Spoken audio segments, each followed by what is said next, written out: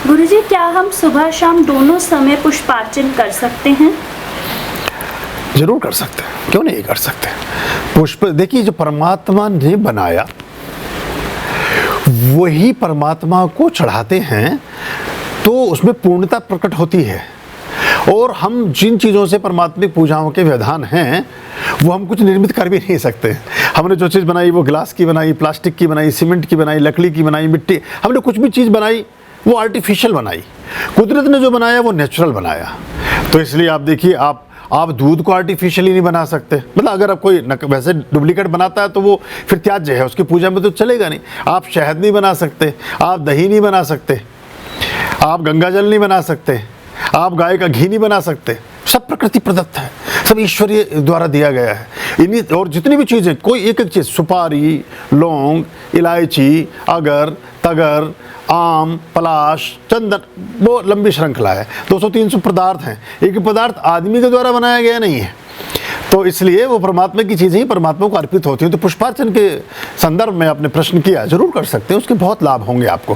पुष्पों को जब भी बाजार से लाएं, पुष्प की पत्तियां मत लाइएगा। ये मैं से पहले भी बोला, शायद आपको पता होगा, फिर से मैं इसको इंगित कर दूं। कई बार हम भूल चूक कर जाते हैं। जो कोई दुकानदार आपको मशवरा देगा, वो कहेगा जी, उदाहरण के तौर पर वो कहेगा 500 रुपये के 1 किलो गुलाब के फूल हैं, और अगर आप पत्ती ले लेते हैं तो वो पहले आपसे पूछेगा आप क्या करेंगे। देखिए, हमारी इलेक्ट्रिसिटी चली गई है, पर देखते हैं जब तक चलता है इसको करेंगे।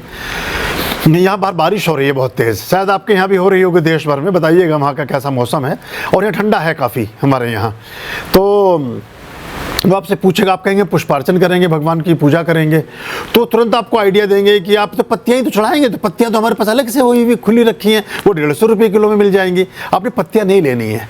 पत्ती बुहारन सकेरन होती हैं, जो गठिया में जिसमें पुष्प इकट्ठे होकर आते हैं, वो पत्तियां झड़ करके जो नीचे एकत्रित हो जाती हैं। और कई बार जैसे ट्रक में या छोटे हाथी में या बस में या किसी भी चीज़ में जो वो पत्तियां नीचे पड़ी रहती हैं, उनको वो बुहार करके, झाड़ू से सकेर करके, फिर इकट्ठा करके ऐसे करके पत्तियों के रूप में देते हैं। वो कभी नहीं लेना है। तो पत्तियां नहीं लेनी, पुष्प लेने हैं ताजे, उनको लाकर घर में धोना है। धो करके एक बड़ी सी छन्नी या चारपाई पर या किसी शुद्ध चीज़ पर, उस पर चादर बिछा करके, साफ धुली हुई, उस पर उनको सुखा, थोड़ा सा छाया में ही सुखा देना है, ताकि उनका जो पानी है वो ऑब्जर्व कर ले चादर या कपड़ा। फिर वो धुल करके साफ हो गए, फिर उन पर गंगा जल से स्प्रे करिए। अब उसकी पत्तियां बना लीजिए और अब पुष्पार्चन करना है आपने, या फूल चढ़ाने हैं। हम कभी सोचते नहीं हैं, वो ज़्यादातर लोग आप कभी कल्पना नहीं कर पाते हैं। आप अगर 100 में से 99% लोग वो हैं जो हमारे धर्म से ताल्लुक़ नहीं रखते, ये फूलों का, फलों का, इन सब का काम करने वाले। कोई बात नहीं, उससे हमें दिक्कत नहीं है, क्योंकि हम शायद ये कभी कर भी नहीं पाएंगे। तो लेकिन उसकी शुद्धि बड़ी ज़रूरी है। फिर उनका इससे कोई लेना देना नहीं होता, कोई भाव नहीं होता उस तरह का, तो वो फिर चीज़ें और ज़्यादा ख़राब और वैसी हो जाती हैं।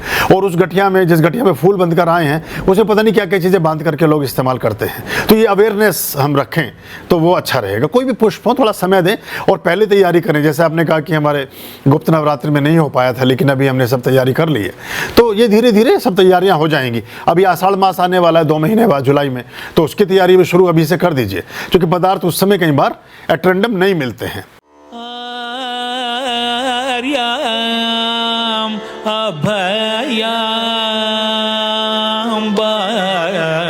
भज रे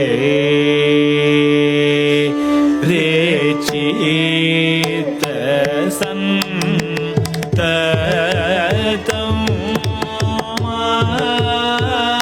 आर्याम अभयाम भज रे।